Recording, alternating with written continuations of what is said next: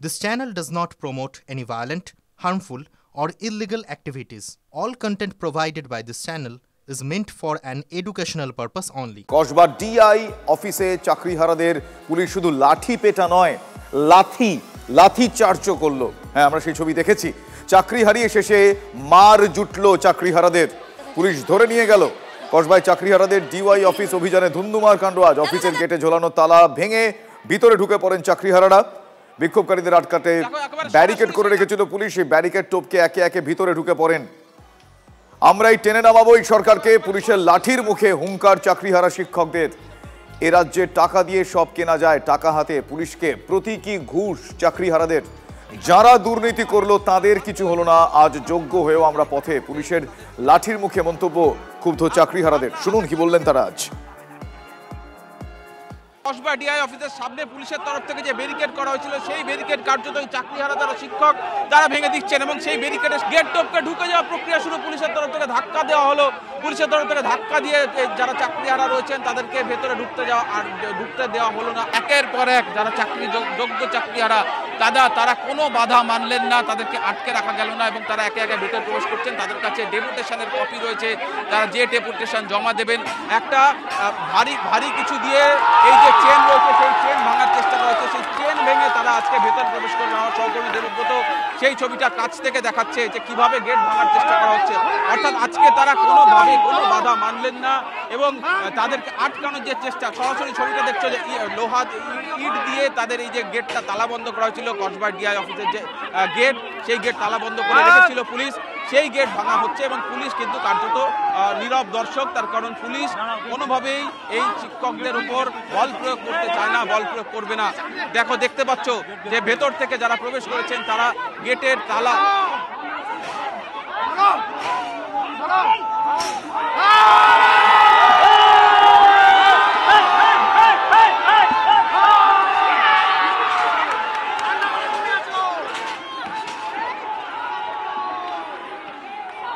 তারপর কিন্তু গরমে অসুস্থ হয়ে পড়ছেন, সেই ছবিটা আমরা দেখাচ্ছি সরাসরি।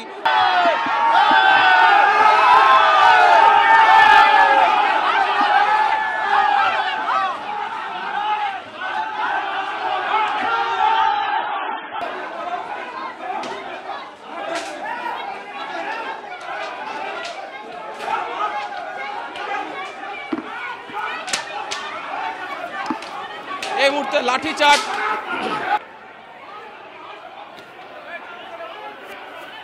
সরাসরি সেই লাঠিচার্জের ছবিটাই দেখাচ্ছি যে পুলিশের তরফ থেকে কিন্তু বল প্রয়োগ করা হলো। দীর্ঘ সময় তারা কিন্তু পরিস্থিতি শান্ত করার চেষ্টা করলেন, তারপর লাঠিচার্জ করা হলো। দেখতে পাচ্ছ যে লাঠির আঘাতে তিনি কাতর হয়ে বসে পড়েছেন। লাঠিচার্জ করলো কেন? আমরা প্রতিবাদ এখান থেকে সরবই না। পুলিশ যতই আমাদের সঙ্গে লাঠিচার্জ করেছে, দেখুন আবার কি করেছে দেখুন। আপনার অপরাধ কি? আমরা যোগ্য হয়ে আমরা এসে সবকে যোগ্যদের লিস্ট আলাদা করার জন্য আমরা এই আন্দোলন করছি। আমাদের অপরাধ এইটুকুই, আমরা যোগ্য, আমাদের অপরাধ হচ্ছে এইটুকুই। বলতে হবে আমাদের সাথে কথা। উনি এতদিন কেন অযোগ্য শিক্ষকদের বেতন দিয়েছেন তার জবাব ওনাকে দিতে হবে। আজকে আমাদের কথা বলবো ডিআই কে আমরা যোগাযোগ করেছিলাম টিভি9 বাংলার তরফ থেকে। তিনি বলেছেন আপনাদের সঙ্গে কথা বলবেন না, তিনি কোনো প্রতিক্রিয়া দেবেন না, কারণ তিনি সরকারি কর্মী। উনি তো কথা বলবেন না, উনি কথা বলবেন কি করে? কথা বলার জায়গাটা রেখেছে ওনার, উপর থেকে তো পারমিশন আসছে এদের লাঠি মেরে তাড়িয়ে দাও। লাঠিচার্জ হচ্ছে, পুলিশগুলো ওদের ছেলে মেয়ে কাছে পড়ে আমাদের উপর লাঠিচার্জ করছে। এতে লজ্জার কি হতে পারে? ওনারা কি পড়াশোনা করেননি? মনুষ্যত্ববোধ চলে গেছে ওনাদের। আমাদের ন্যায় দাবি, আমরা যোগ্যরা, আমরা বৈধ, আমরা আমাদের চাকরি চাই। সরকার যোগ্যদের লিস্ট দিক আর আমাদের চাকরি ফিরিয়ে দিক। কসবা ডিআই অফিসের তার গেট মেন গেট, সেই মেন গেট বন্ধ করার চেষ্টা করা হচ্ছে পুলিশের তরফ থেকে। আমরা সরাসরি সেই ছবিটা দেখাচ্ছি যে দেখতে পাচ্ছ পুলিশ বল প্রয়োগ করছে। এবার পুলিশের হাতে লাঠি রয়েছে, মহিলা পুলিশ তাদের হাতে লাঠি রয়েছে। দেখতে পাচ্ছ পরিস্থিতির কিন্তু এই মুহূর্তে যথেষ্ট উত্তপ্ত পরিস্থিতি, কার্যত বলা চলে নিয়ন্ত্রণের বাইরে।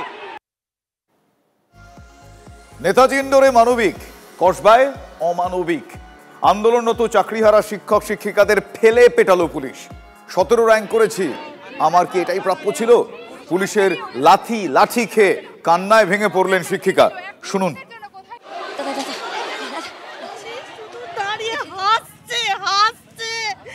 আমাদের দেখে হাসছে, আমরা এখন হাসির পাত্র। 17 র্যাঙ্ক করেছি।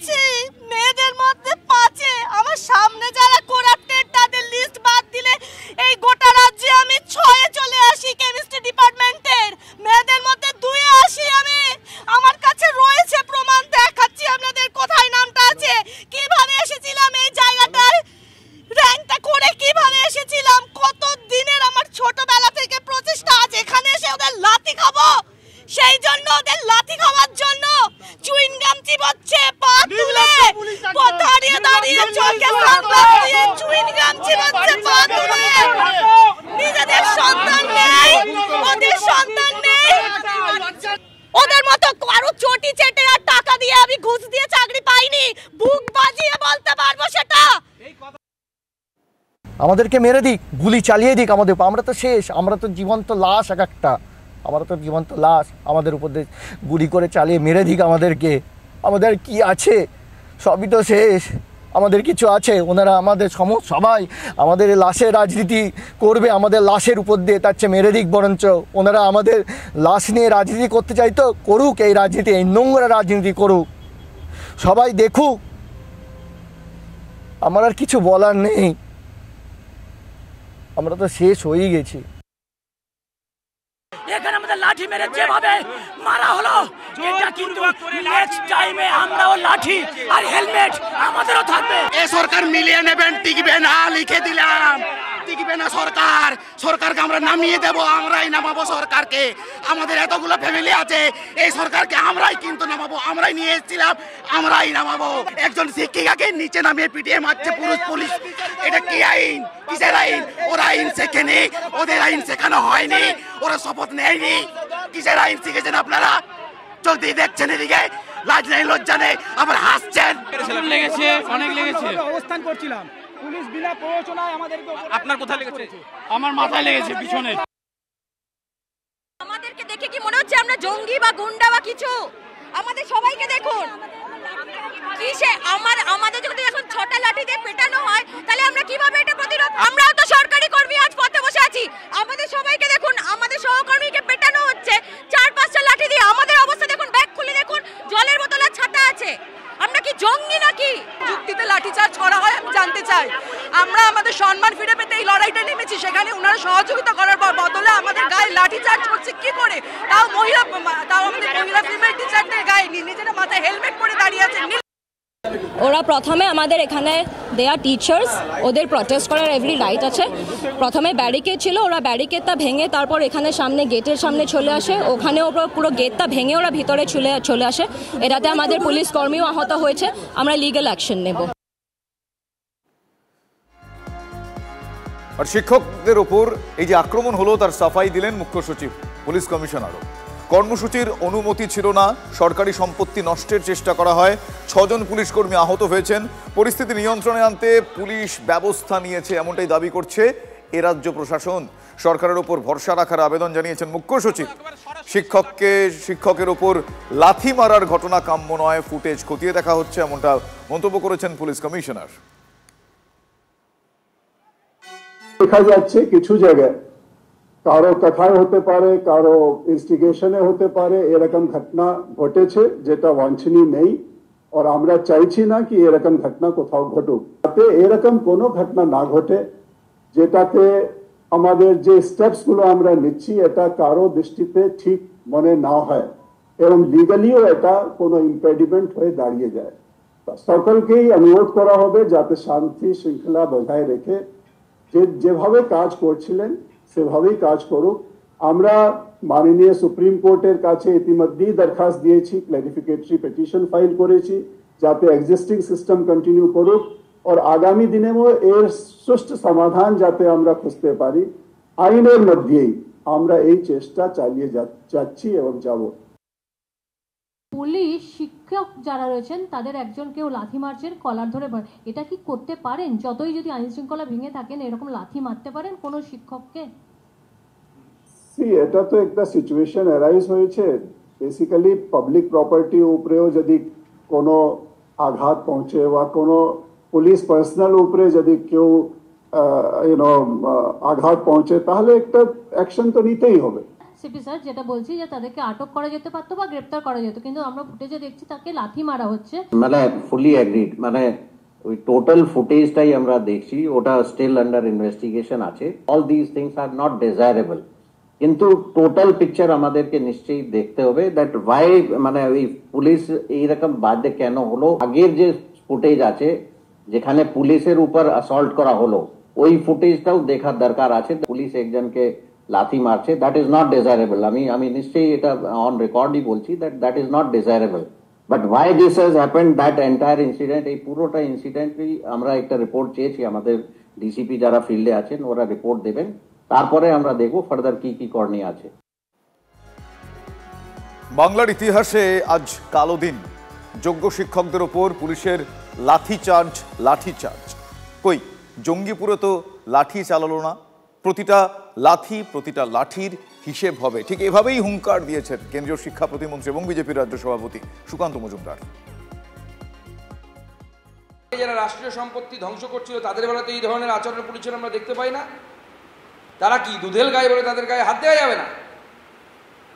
হাজলামও চলছে গোটা রাজ্যে। একটা অপদার্থ মুখ্যমন্ত্রী বসে আছেন চেয়ারে এবং তিনি যেভাবে আচরণ করছেন, আজকে শিক্ষকদের উপরে যে ধরনের হামলা করেছেন, পশ্চিমবঙ্গের ইতিহাসের আজকে শিক্ষা ব্যবস্থার জন্য, পশ্চিমবঙ্গের শিক্ষা ব্যবস্থার জন্য আজকের দিনটি কালো দিন হিসেবে উল্লেখিত থাকবে ইতিহাসে এবং মমতা ব্যানার্জির পতনের দিন হিসেবে উল্লেখিত থাকবে। আমি বাংলার মানুষের কাছে প্রশ্ন করতে চাই যে গতকালকের পুলিশ আর আজকের পুলিশ, এই আমূল পরিবর্তন কীভাবে হয়ে গেল within the span of less than 24 hours? গতকাল যখন আগুন জ্বালানো হচ্ছিল, ঢিল মারা হচ্ছিল, দুটো পুলিশের ভ্যান পুড়িয়ে দেওয়া হলো, 6টা ভ্যান ভ্যান্ডালাইজ করা হলো, পরে হয়তো আরও সংখ্যা বেড়েছে, তারপরেও পুলিশ কি সুন্দর অহিংস পুলিশ। আর এখন এই শিক্ষকরা কোনো রাষ্ট্রীয় সম্পত্তির ক্ষতি করার চেষ্টা করেননি, ভাঙচুর করেননি, তারপরেও যেভাবে আক্রমণ হয়েছে তাদের উপর, এটা অত্যন্ত লজ্জা। বিজেপি বাংলার শান্ত পরিস্থিতিকে নষ্ট করার চেষ্টা করছে। বাংলার শান্ত পরিস্থিতিকে নষ্ট করে বাংলাকে দখল করা যাবে না। মুখ্যমন্ত্রী মমতা ব্যানার্জি ছিলেন, আছেন, থাকবেন এবং তিনি যখন কথা দিয়েছেন নিশ্চিতভাবে এটা হবে। এবং শিক্ষকদের গ্যাস খাওয়াতে মানা করুন, তার কারণ এরাই নষ্ট করেছে। এই অভিজিৎ গাঙ্গুলি তাদের ভবিষ্যৎ নষ্ট করেছে, এই বিকাশ ভট্টাচার্য তাদের ভবিষ্যৎ নষ্ট করেছে। সুতরাং তাদের গ্যাস খাইয়ে তাদের পাশে এখন কুমিরের কান্না কেঁদে লাভ নেই। এখন কোথাও যাবার দরকার নেই, স্কুলে যান। আপনাদের মুখ্যমন্ত্রী বলেছে স্কুলে গিয়ে পড়াশোনা করান, আপনি পড়াশোনা করান, বাদবাকি দায়িত্বটা ওনার ওপরে ছেড়ে দিন। কেন আপনি নিজে জানেন না আপনি যোগ্য কি অযোগ্য?